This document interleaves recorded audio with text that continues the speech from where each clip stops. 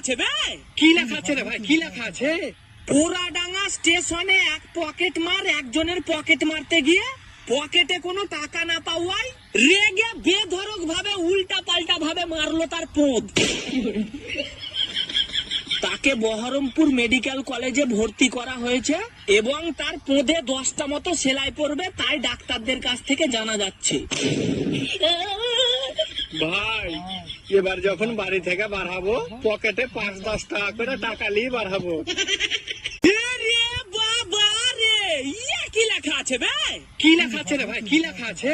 পোড়াডাঙ্গা স্টেশনে এক পকেট মার একজনের পকেট মারতে গিয়ে পকেটে কোনো টাকা না পাওয়ায় রেগে বেধড়ক ভাবে উল্টা পাল্টা ভাবে মারলো তার পোঁদ।